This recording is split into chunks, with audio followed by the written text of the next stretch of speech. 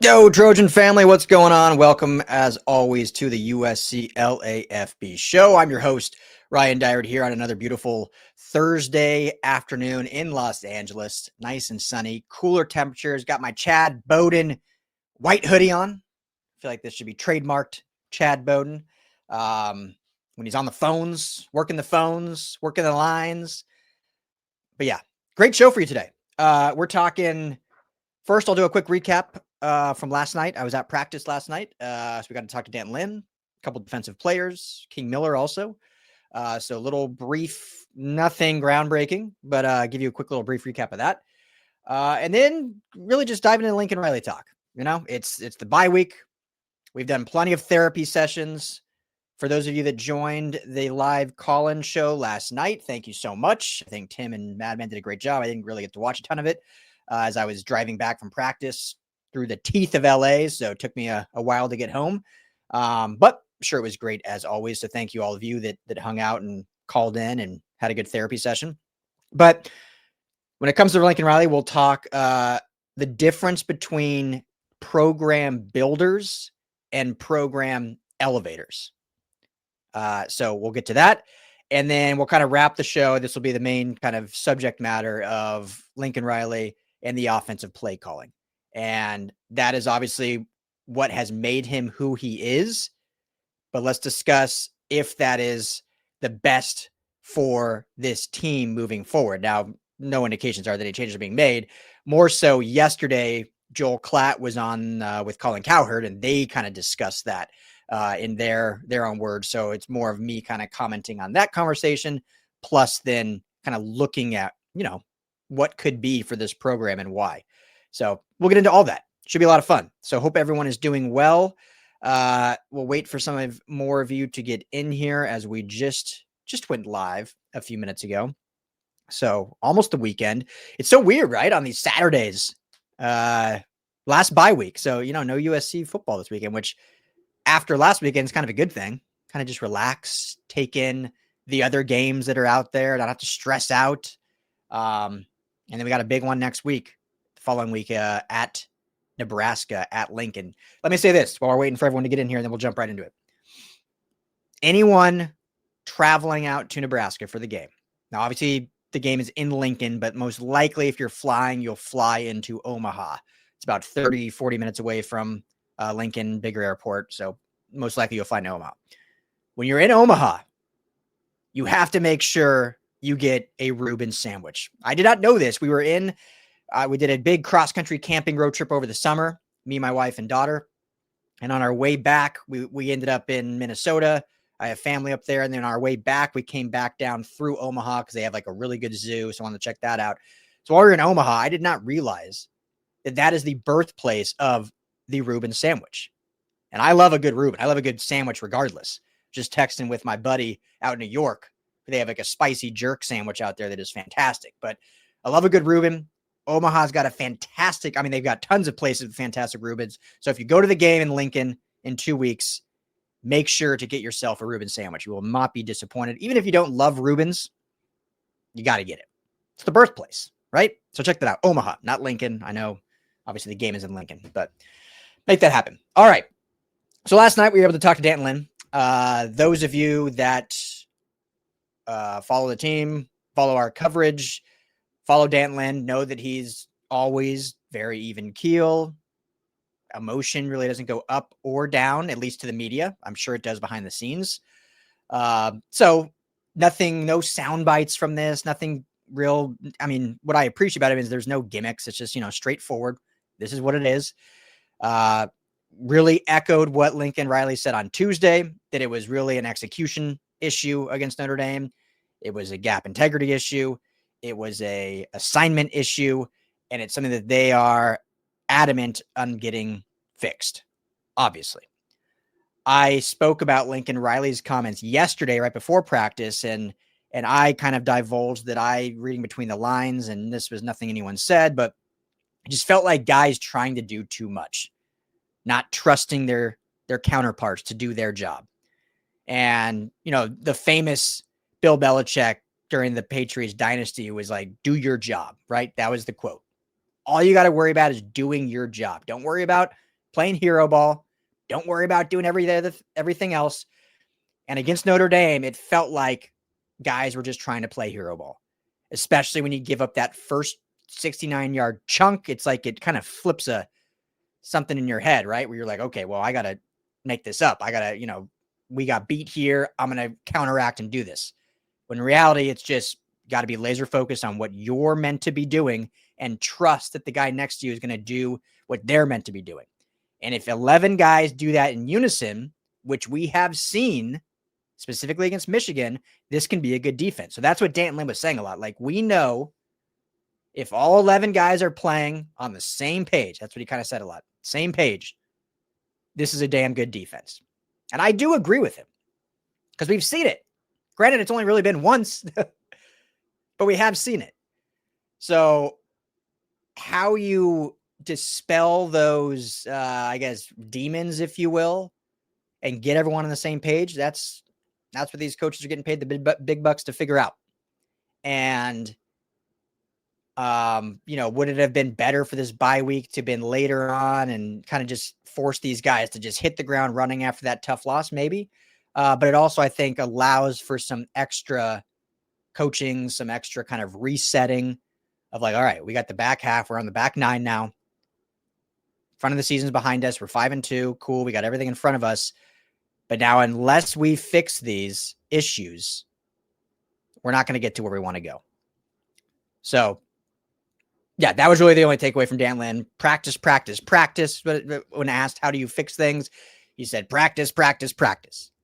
Repetition, consistency. Spoke about some of the younger players and what they look for to get guys playing time is consistency in practice. And once you get that consistency, you earn the trust of the coaching staff, and then you'll start getting reps throughout in actual games. And he brought up Jaden Walker specifically, linebacker Walker, about a guy that, redshirt freshman, had a good spring camp, had a good fall camp, continued developing, continued showing consistent play, and we've seen his reps predicate that in game. Now, he was asked, and we've talked about this, about why running so much nickel against this team that was just dominating you in the run game, why not stack the box? And, his answer, very kind of beating around it. Obviously, coaches aren't going to just tell you exactly why. But basically said they were also kind of giving up things in the passing game.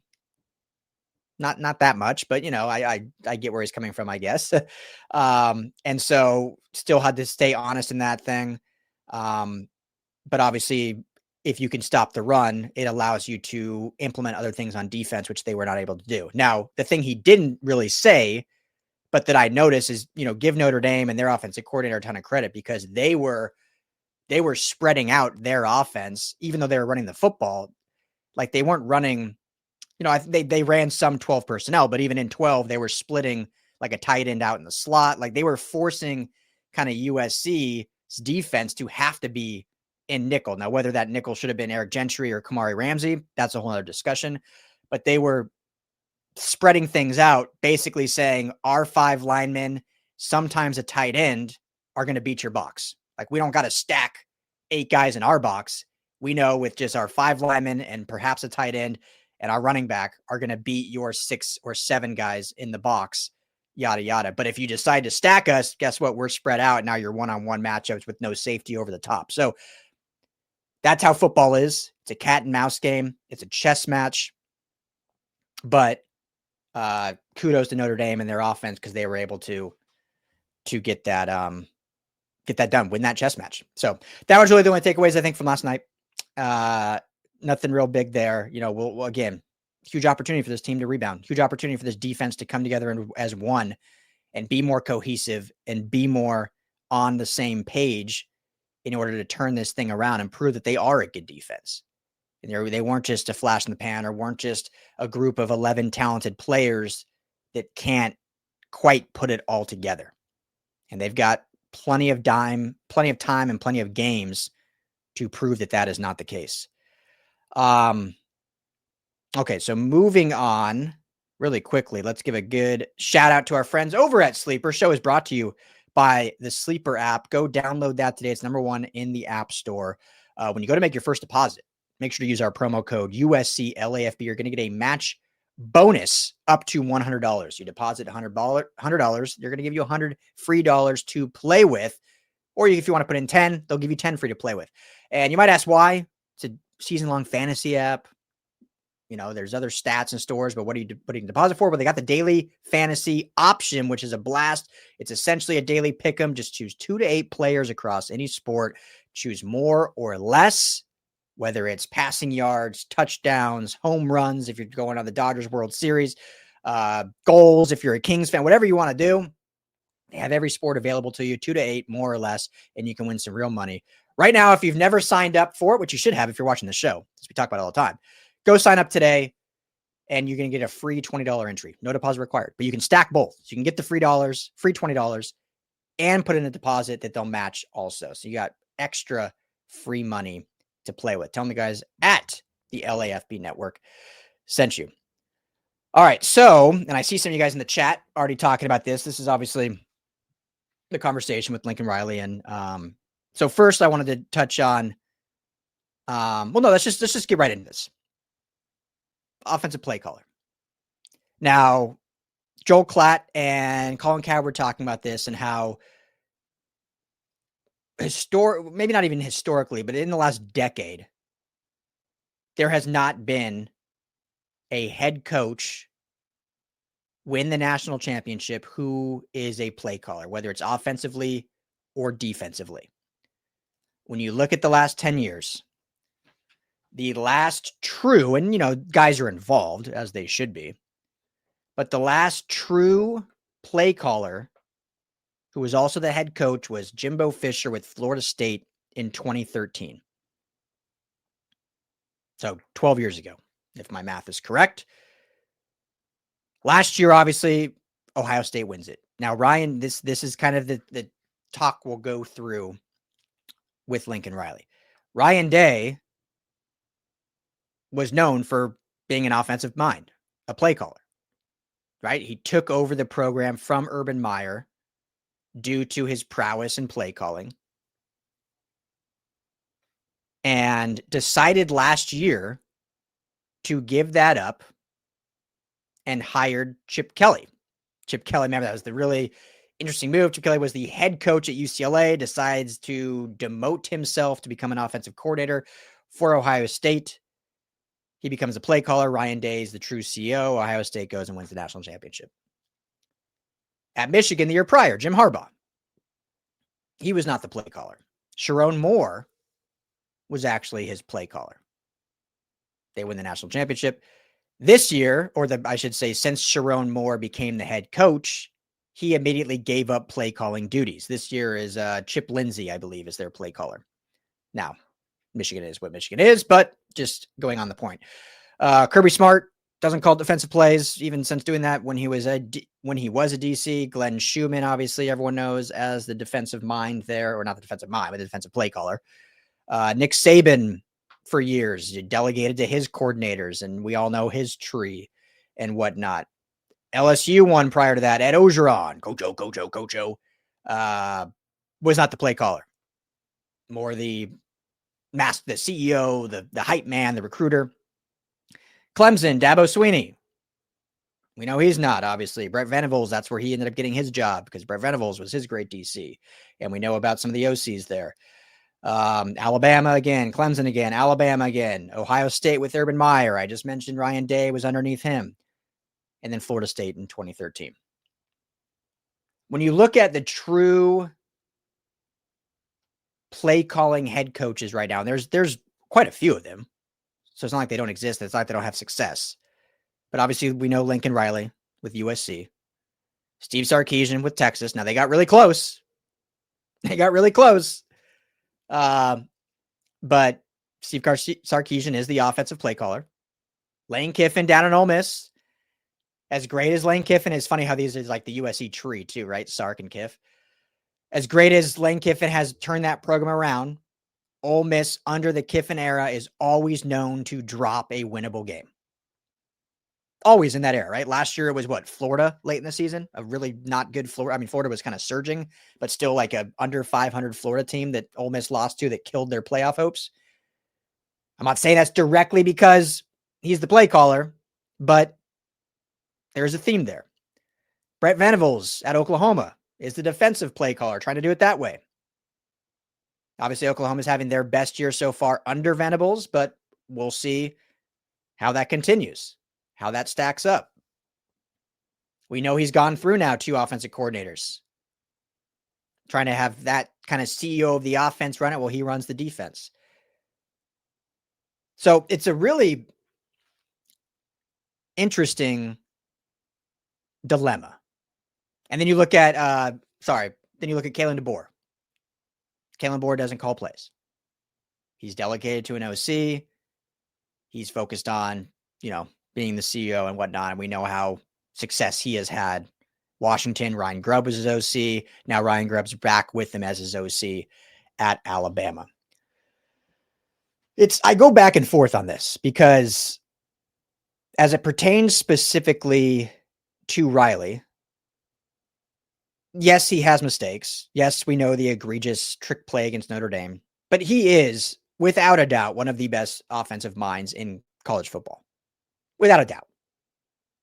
You can not like that statement. You can disagree on because of some things that have happened that anger you. But an overall totality, he is one of the top offensive minds there is. He is also a very good play caller. Does he make mistakes? 100%.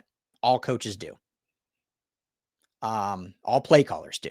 It just, when you're the OC and not the head coach, it doesn't get as can't think of the word, elevated, I guess, because it all falls on the head coach. But when you're the head coach and the play caller, it really shows out.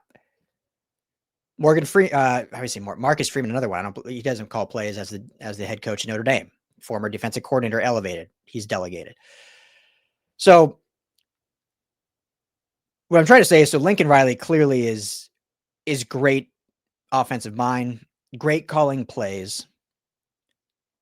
But would it do the program better for him to delegate and take on the true CEO role where he can be more involved in everything, including the defense? That's the big question. Now, I don't see anything changing this year. We'll see how this year finishes. But it could be worth something watching and considering this offseason, seeing how far this team does go, whether a change ever is made. What's interesting too is, though, when you look at like the NFL, it's quite different. Play calling head coaches have a lot of success in the NFL. Andy Reid, tons of success. Sean McVay, lots of success. Bill Belichick, most success ever. Bruce Arians, ton of success when he was head coach of Tampa, won the Super Bowl. And so then you go on that side of like, okay, well, college football is kind of becoming like the NFL. When we look at the way that there's essentially free agency and pay for play and all this. So why not try to emulate more of the NFL model? So I think there's both sides. Like, I see both sides of this coin. You look traditionally at college football, it hasn't worked. You look at current NFL, it has worked. Current college football is starting to meander more towards that. But just looking at the state of USC program right now and looking at how the defense has progressed and the conversation around that, and many will point to, like, look at Lincoln Riley's defenses as a head coach in his 7-8 years. He's never had a top defense. If he gave up play calling and could delegate more time, would that actually help the defense? Let's forget about the offense. Could him being more involved on the sidelines with the defense help things? I don't know, because we haven't seen it, but there is a case to be made about that. Like if a coordinator is handling the offensive play calling after a defensive series, he can be more involved in what's happening with adjustments and whatnot with the defense. So I've said this a lot. Lincoln Riley is who he is because of that offensive mind. He is who he is because of that play calling. But as a leader of a program, as a leader of just a company, right? Any company. Some of the best leaders figure out after learning that you can be more accomplished and your company will therefore reach further heights if you can correctly delegate different assignments. Like a CEO of a company can't be doing everything. It's one person. I've learned this. We have LAFB is a small company. But like if I'm trying to do 9 different shows covering 5 different LA sports teams, those 9 shows are not all going to be great because it's just you're spread too thin. 3 years ago we did the LA football show. It was we did a live 30-minute show for each LA football team. So we'd hit Rams, Chargers, UCLA, and USC. You know, I put a ton of work into it, ton of research. But at the end of the day, it was just like, it was too much. Like I knew I could be better if I was more focused on one thing, one team, and delegate other hosts or whatever to focus on those other teams, which is what the LAFB model is now. So, I mean, that's a very small micro example when it comes to coaching, but that's where you can see success. And it's not necessarily taking away from what made Lincoln Riley who he is. It's just now recognizing that, hey, this is what got me here.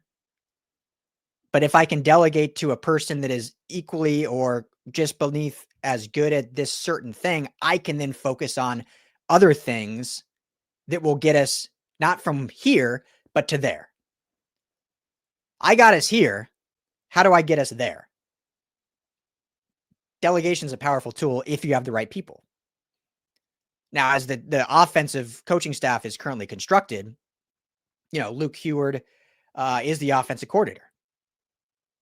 He's been a play caller. It's obviously been at much lower levels in the Mississippi Valley Conference or the Missouri Valley Conference and whatnot. But he's had some success, and obviously he comes from a great lineage, and he's been now the OC. He's involved, and it's not like Lincoln Riley's just like not going to be involved in the offense. Like he would basically still plan the game script, the game plan throughout the week, and then just on game days, pass the baton to, say, Heward or Dennis Simmons or whoever they decide to do so. Or you go out like Ryan Day did, and then in the offseason, look for a true play calling offensive coordinator.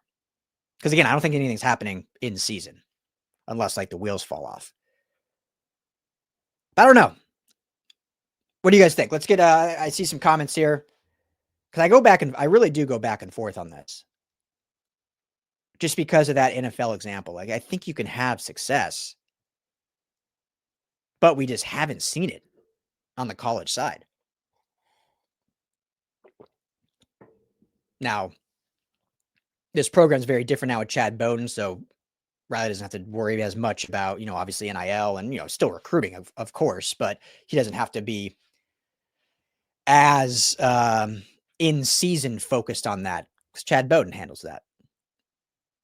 So, let's see here. OTAP 00 or 11 or 001. Thank you. Always see you commenting on our stuff. Appreciate you, brother. Or if you're a female, I don't know by your handle, but thank you for your continued support. I would say if he can find someone that can call plays like him or better, obviously, if you can find someone better, he should turn over play calling. He will still design new plays. He's the best at that, but I suspect he will not. His ego. You know, I mean, I guess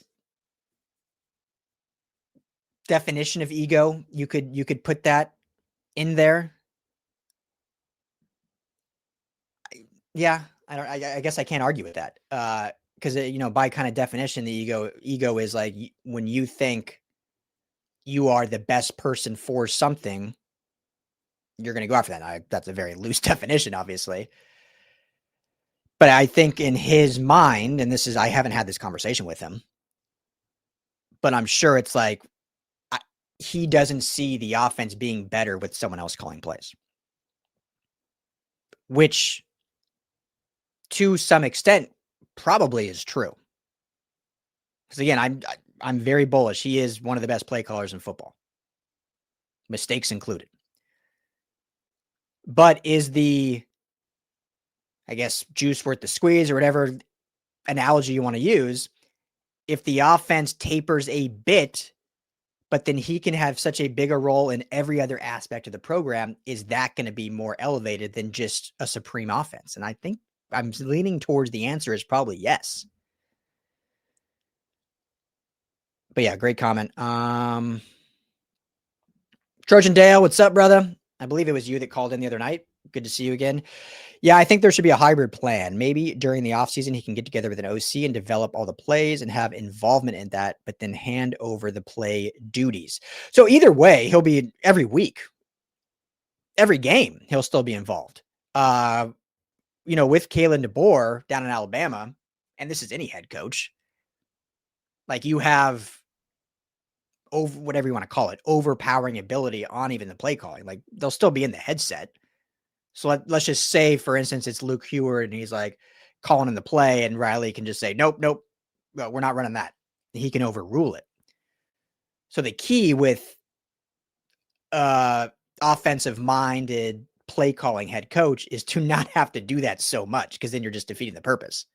And then you're not allowing, you're micromanaging. No one likes a micromanager, right? On any business, on any level, you don't want your boss to be a micromanager. You want them to trust you to do the job that they gave you to do. But at the end of the day, he would have that overruling power in certain situations, certainly. And every game week would still architect the offense, unless all of a sudden the offensive coordinator is just like, has it dialed in and he can be like, great, you're killing it. And he would still obviously be involved as the quarterback guru. I mean, Luke Heward's the QB coach, but I think we all know Lincoln Riley is still the main reason why Jaden Maiava has made this jump, why Baker Mayfield, why Caleb Williams, why Kyler Murray were all number one overall picks, why Jalen Hurts went in the second, won a Super Bowl. We know that Lincoln Riley is that QB guru. He would still be that. It doesn't change just from not calling plays on game days. What's up, Paulie Walnuts? Boy, his first year when he had all that NFL talent on both sides of the ball and he was dialing up those plays, people were going nuts. Yeah, absolutely. I mean, this year, people, I mean, his play calling has been fantastic. Even in the Notre Dame game, there was some great play calling. Now, obviously, it gets overshadowed by those monumental mistakes and the 2 4th down attempts and the trick play. Negative always overshadows positive, unfortunately, in our society, and especially in college football.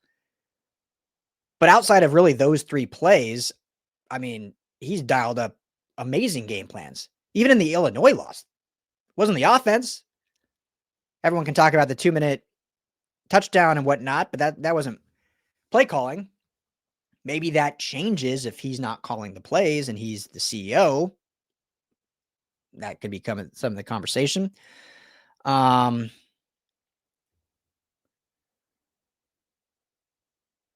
Okay.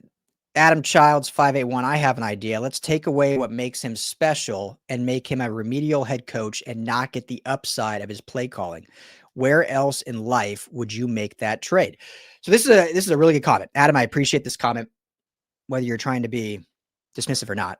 I do appreciate it, because this is the whole argument of not doing this is, and this is kind of what I said earlier. I don't know if you were tuning in earlier or not, but here's a guy that is who he is and is where he is because of his offensive mind and play calling ability. So why would you change that? Because that's what made him who he is. And So there's an extent to that I completely agree. But every leader across any business, any sport, uses a special skill set to get to the top. And then once they're at the top, adapt and say, okay, I need to develop new skill sets that can help lead us to a greater pasture, a greater end goal, because I can't just rely on this one thing that got me to here. If I want to get there, I have to develop other skills, other things that will benefit this company, this football team. So I need to find someone that is trying to get where I am now, how I got here, and give them that responsibility. And then I need to go focus on other responsibilities. Now, that doesn't mean you're abandoning that, because that is who you are. You're still involved in that. You're still the architect of that, but let someone else go build it. You can be the architect, the design chief, the chief engineer, but you don't want to need to build it also. You're not the architect, the engineer, and the construction worker. You got to delegate some of that. So that has been the big anti-handing over play, which was kind of my stance probably until like thinking about this week. He's like, well, that's who he is. Why take that away? Then you're just making him, as you said, a remedial coach. I don't think Nick Saban was a remedial coach after he handed over play calling duties eventually. Ryan Day last year won the Natty, deciding, you know what, let me hand over play calling duties, even though that's made him who he was. So there's other examples I said.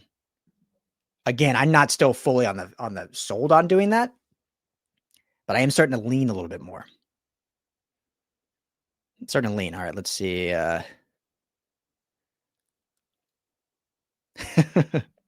Should I stop being a husband so I can focus on being a dad? Very interesting comparison. No is the answer. You should not. Let's see here. Just going through all these.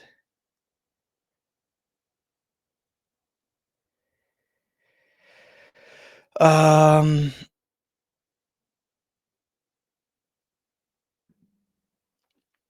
up, B22 Stinger? Always good singer. I think it's pretty arrogant of us to assume we know better. I don't know if this is in relation to play calling or understanding the dynamics of game management. I do think in general, all of us, I'm not saying fans, I'm not saying media, I'm saying all of us combined kind of make assumptions on things that we don't totally fully know. Like, we're not in the meeting rooms. I try to be very even keel on that. Like, hey, this is kind of my opinion for what I'm seeing, but I don't know the play call. I don't know the play design. I don't know what the defense gap schemes were in that situation. So, yeah, it is kind of, we all do that, right?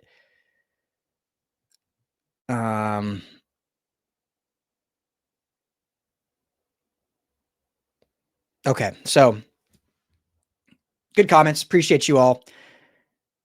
Let me know what you guys think if you haven't already. Sorry, I said this last week, but it's always hard to, without a co-host, kind of going through. I don't want just to be dead air as I'm trying to read all these. But it is an interesting conversation. It's probably moot because, like I said, I don't think there'll be any change this year. Okay. Andy, I'm going to read this because I did talk about this earlier for sure. Saban and Day are totally different personalities. And to counter them, I present Andy Reid and Bill Belichick as the college game becomes closer to the pro game. So, yeah, I think you joined late. I brought this exact thing up earlier, and which is the other counterpoint of, while we haven't seen it successful in the last decade in college football, it's had tons of success in the NFL. Obviously, Reid and Belichick, you mentioned, Sean McVay. We can go down the list of play calling head coaches in the NFL that have had success. So Totally agree with you. And that is the kind of counterpoint, especially the fact that college football now is pay for play, NIL, free agency. I mean, it's swinging towards the NFL model. So in that regard, it's like, okay, no, keep doing what we're doing. Got to see the defensive improve with the staff they have. Kind of let D'Anton Lynn be the CEO of the defense, Lincoln Riley be, the overarching CEO, but really focus on offense because we see it work in the NFL. I mean, Sean McVay, if we're sticking here with LA, like he's the head coach, obviously. He's the CEO, but Chris Shula runs the defense. Like Sean McVay, they meet during the week and whatnot, but Chris Shula is the CEO of the defense and probably going to be a head coach very soon because of how well he's done with that defense, with the talent discrepancy, or I should say with the youth on that defense. So in that comparison, 100% agree. And I'm, like I keep saying, I'm on the fence. I don't know the answer. I'm just looking at data from college football. I'm looking at data from the NFL. I would love to sit down with Lincoln Riley in a non-media environment, just a casual, candid conversation, and get his thoughts on it. I mean, we know his answer because he's doing it, but I'd be so curious to hear his kind of reasoning behind it and how he is able to compartmentalize all aspects of being a head coach while having to dial up plays on the fly in big time situations, in big time games, while also having to focus on all these different things. I mean, coaches that do that, it's remarkable. And they just have different minds than us. I talked about earlier about trying to do 9 shows and how that was challenging for me in this. I mean, that still doesn't remotely compare to being real time on the sidelines with 80,000 screaming fans and having to deal with as being a CEO and calling if you're going to do a swing out route or, run the football or on a 4th and 1 or do a tight end screen. It's wild. Wild. So, last thing here from Adam. Yeah, I appreciate you, brother. Also, don't think Riley is the alpha CEO type that Saban is. Can't speak today's personality. Yeah, I don't know. This is just from what I've heard. I think the Lincoln Riley we see in front of the cameras and the media is quite different than what he is behind closed doors. Now, I mean, Nick Saban, let's just give his flowers. Obviously, he's the greatest college football coach of all time. So it's a hard comparison to make. We want Lincoln Riley to be that, but it's a tough comparison to say, okay, yeah. I mean, Nick Saban is the greatest to ever do it and built a culture that was just sustained for decades. So I don't even want to compare to that, but I do think Lincoln Riley could be a fine CEO personality. I do think he's a little different with the team than he is in front of the camera. Here's an example. I've seen a lot of people say, man, he just, never shows any emotion in front of the camera. Is he passion? You see, at practice is a different animal. We had to see a few practices with the media that we weren't able to report on as for observation.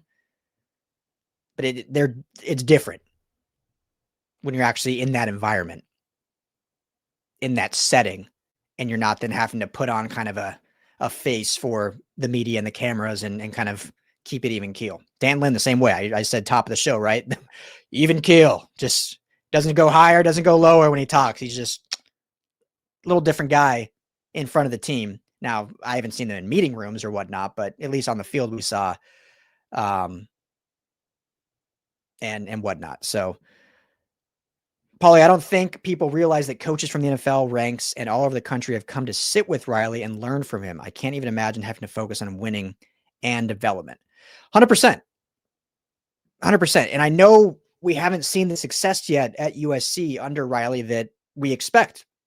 And I talked last show how, it shouldn't be like this, but in reality, we're in year 2, not year 4. The real U2 reset everything. Unfortunately, it was a catastrophic year in year 2. So year 4 is really year 2. Last year was the year 1 rebuild. When you look at the transition of everything. So now we're in year 2. But Paulie, to your point, every coach out there, and this is what I said prior to the season starting, the respect level that every coach has for Lincoln Riley, including Nick Saban, is top notch. Sean McVay has talked many times about Lincoln Riley. Rob Ryan came here because of Lincoln Riley, and D'Anton Lynn obviously had history with his dad and met D'Anton Lynn when he was on staff. But he talked about Lincoln Riley being like his exact quote in his opening presser. Lincoln Riley is the best offensive mind in football, not college football, in football. So that's the dichotomy of you can still be the great offensive mind. Do you need to be the play caller? That's the conversation. So, yeah, I think that, I've probably talked around myself too many times. If there's any other questions coming in, would love to hear them. But last thing I kind of wanted to say, and I mentioned it at the top, was the difference between program building, being a program builder, and being a program elevator. And I think this also goes into why I believe, again, you can disagree and shout at the clouds, but why I believe in reality, we're in year 2, not year 4. I know that sounds ridiculous because it shouldn't be, but I'm just talking real. A coach like Lincoln Riley was a program elevator, and he's had to become a program builder. You don't just become that. You have to make mistakes. You have to learn. You have to tear things down. You have to realize what you did somewhere else won't work at your new place. He inherited a very good Oklahoma program from Bob Stoops, right? Bob Stoops, blue blood Oklahoma, obviously tons of history there. Had built a winning program for decades. Lincoln Riley comes over as the OC. Bob Stoops basically says, this is my heir apparent, and hands over, once he steps away, a program that was already built, that already had a winning culture, that had a history, that it was kind of a well-oiled machine. You just couldn't screw it up. So Riley took that program and then elevated it. Like, he made it better. Like, he proved he was the right choice to take over that program. He was a program elevator. Well, then he comes over to USC and is tasked with being a program builder. And those are totally different things. Because when you're a program elevator, you're inheriting a culture, all this different things, and then you're kind of tweaking to what you prefer. When you're a program builder, you're like, okay, let's look at what we got and let's tear everything down. Let's rebuild the culture. We got to change this and that, knowing that it has to fit for where you are. And so I think when Lincoln Riley came over, he basically brought, including his staff, those Oklahoma principles that he had kind of tweaked from Bob Stoops and tried to make them fit at a USC program that needed to be torn down to the studs. And we got the flash in the pan season in 22 with all-world Caleb Williams and a lot of talented players they were able to get in the portal. Some scheduling luck in that season. And then we kind of saw it come crashing down in 22 when there was no growth. There was a big regression. And so then that program builder mentality kind of came in 23. Like, all right, this is not going to be easy. We're going to get a lot of hate for this, but it's time now we tear it down. And that's where we saw the new defensive staff come in. We saw a transition from transfer portal to heavy recruiting and development. And so now we're in year 2 of that full rebuild, which we shouldn't be, but that's just where the mentality. When you have guys like Kurt Signetti, who's always been a program builder, it's a different mentality. And so they're in year 2 of Indiana because he tore that thing down and built it up immediately in year 1. So I think it's just that mentality that took time to learn. Now we're out of time, right? Year 4, this needs to be successful. Year 5 is it. Year 5 is CFP or bust. So, you got the grace partially because of the massive contract that it was just unbuyoutable, but you had the miscues in year 2. We allowed you to reset in year 3. We're seeing some growth in year 4. Hopefully continued growth. And hey, if they can win out and great, then all this conversation, we can just laugh about it later.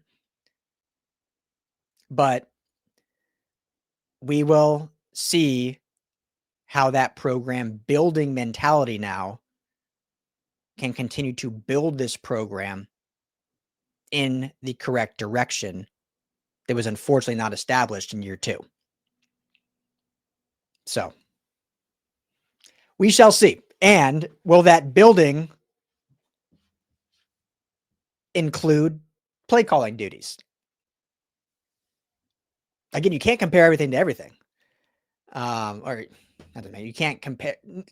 A lot of things are apples and oranges, what I'm trying to say. So you can't just look at this program over here and say like, well, why can't we copy that? Every program is different. Every situation is different. Every climate's different. Every culture is different. Running a program in LA is very different than running a program in Bloomington. Doesn't mean can't have success in either. You just have to do things differently. So I personally am still really excited about the direction of this team.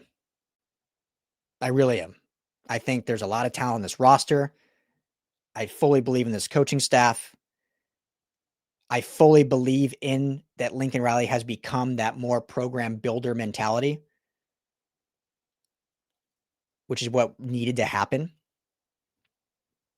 I believe in the future recruits coming in. So I do think things are still trending in the right direction. Just how everyone thought after Michigan. After that Michigan game, it was all praise for everyone. Players, coaching staff, Jen Cohen, Chad Bowden, everyone. And then 1 week later, you lose to Notre Dame and it's all crashing down again. I get it. I get that's kind of the landscape of college football. I get that. I respect it. But let's see how this team responds. So last couple comments here, and then I will sign off for the day. We'll be back later, obviously. From Paulie, what people don't realize about Cignetti and that type of style, it's great and it works and it's a quick fix, but it burns players out. He's like Tom Coughlin. It's a great point. What's also going to be interesting to see with Cignetti is, and I think he's a really good coach, so this is not any knock on that and saying they're going to have this happen, but it's a very veteran team at Indiana. Like he brought a ton of guys from James Madison. Obviously they hit the portal. No, they weren't getting like 5 stars in the portal, but they were getting established players who had a lot of playing experience. After this season, they are losing a lot of players. I mean, I don't have the roster in front of me, but they may have, 18 new starters next year. And so it'll be interesting to see how that success continues if they go with, young development or if they just kind of continue to hit this portal with like players that have played. With this USC team, it's a very young team. And I've said that a bunch. It's a very young team that has clearly displayed some growing pains, but very clearly has a high ceiling if everyone can put it together, if everyone can play in unison, if that defense can trust each other and play as 11 and not as 1. But the Tom Coughlin comp is really interesting, Paulie, because I think you're right. We'll see. I mean, obviously he's gone from small school, bigger. We haven't seen him at this level yet, how long it can last. I mean, he was at Elon and then James Madison and now at Indiana. He's at Indiana now for the next decade. So we'll see what that looks like. And we can have this conversation again in 2 to 3 years. But it is an interesting, I think it works better. I'll just say this, Paulie, last thing on this. I think it works better in college just because no matter what, guys, you're only going to be with you, 5 years max, 6 with medical waivers. Most guys, 3. So it works a little better. Whereas in the NFL, like you're a franchise player, you're there for a decade and you're like, all right, this again. Year 6, I'm still dealing with this. Like, so I think he will have more success at college. I don't think he could ever be an NFL coach, which most college guys can't. So yeah. Let's see here. Ohio State is able to both spread things out and downhill run game because they have the horses. I think USC will get there. I think it's just youth. I think they have the horses. They're so young in the stables. Right? They're still just drawing a blank on what the term is for the ponies. They're just ponies still. Let's see when they're horses. I think they have the horses. They just haven't grown up yet. I understand.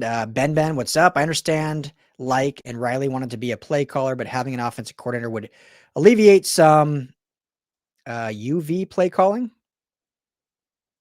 I'm assuming that just means bad play calling we saw against Notre Dame. It could. It certainly could. I don't think it would, because this is my big thing. I don't think the play calling would get like better.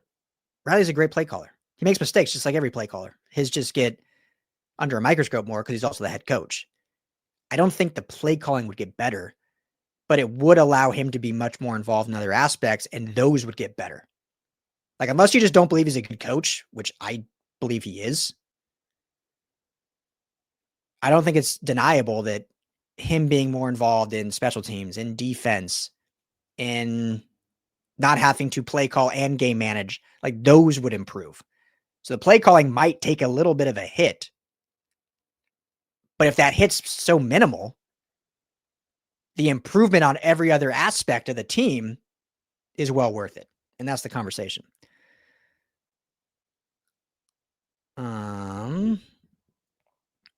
Jacoby, Indy is our rival. Of course, people will be mad when we lose to them. Keep the Notre Dame game. Yep. 100%. People are definitely mad, and they should be. Hate losing the rivals. I still have Notre Dame fans all in my mentions. So,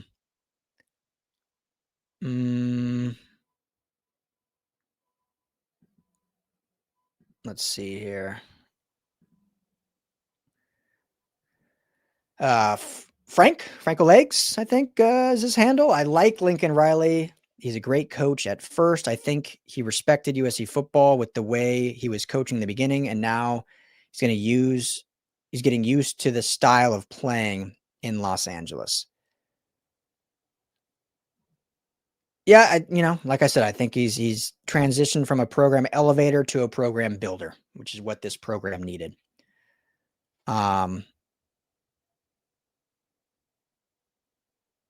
So last one here. Bad play calling. My bad. I was using speech to text because at work. Well, thanks for watching the show at work. Appreciate you. At the very least, a serious OC that would be in his ear a little better than what John McDonnell has been. Yeah, I mean, McDonnell's an analyst. I don't know how extremely involved he is on game days. He's much more involved during the week. Luke Heward obviously is the OC, but again, to your point, I don't know how involved he is on game days in his ear, if at all. So, and yeah, this is the $1 million point, right? Riley is elite offensively. If the defense was average, we wouldn't have these conversations. So the question from that is, if Riley was more involved, would the defense be above average? I don't know the answer to that because he's never done that. I also think this is a really damn good defensive staff. We just haven't quite seen the fruits of the labor yet. But what do they say, guys? What do they say? It's always darkest before the dawn.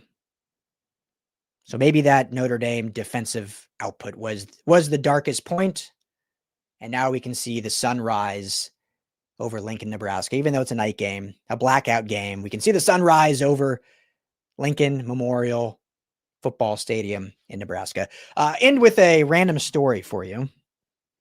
I went on my senior high school trip. Everyone kind of does a senior trip. Me and my buddy, I'm from Denver, Colorado. Me and my buddy did a cross-country road trip from Denver. Our destination was New Jersey to see a Jack Johnson concert. On our way, we stopped in like Chicago, New York City, all over the place. Our first stop from Denver, though, was Lincoln, Nebraska. I'd never been to Lincoln. So we stayed the night at a janky little hotel. We were 18-year-old kids. And the next morning, we're like, hey, let's go visit University of Nebraska. I was already enrolled or going to be going to Long Beach State. My buddy was going to be going to Colorado State. So it wasn't for that reason, but hey, let's check it out. So we go into Nebraska. You can go in at this time. This was, more than a decade ago. Oh yes. Thank you. A young horse is a foal. Thank you. That's what I was looking for. Trojan Dale, you're the man. Thank you so much for this super chat. Really appreciate you. It means the world. So anyway, so we go into Memorial Stadium, and in the entryway, they have it set up. Again, I don't know if it's like this now. This is more a decade ago, but they have their Heisman trophies. I believe they have 3 Heisman trophies. And they have a bunch of different like awards, and they have a hallway. You walk down with all these different trophies and memorabilia, and it's just cool. As a fan of just college football, is really cool to see. So we're walking down this hall, and there's this door that is unlocked. So we walk through this door, and next thing we know, we are standing on the 20-yard line of the field. I have no idea how we got out there. I'm like filming, have like a camcorder back in the day, the big camcorders, no phones yet, no video phones. And so, we ended up walking down the field. So hopefully that is an omen for the USC Trojans to go and take that field, take that momentum away from Nebraska, and just seize that moment to turn their season back to where it should be. So it's going to be a great game. We'll talk all about it next week. But thank you all for hanging out with me, making this thing great. Been a ton of fun. Appreciate you all. We're going to keep this thing rolling, this USC LAFB, keep this train moving and grooving and growing. And it's all because of all of you, the Trojan family. So let's keep it up. Let me know if you're watching this after the fact. Comment below your thoughts on Lincoln Riley as a play caller. But I hope all of you have a fantastic rest of your Thursday. All you Dodger fans out there, tomorrow night, World Series starts. Game 1, Blake Snell on the mound. Let's see a Dodgers repeat. Keep ruining baseball. Why not? That's fantastic. And hopefully some of that winning success trickles down to our USC Trojans. So you guys are the best. Appreciate you. Everyone have a blessed Thursday. Be back tomorrow with plenty more USC concert. As always, fight on.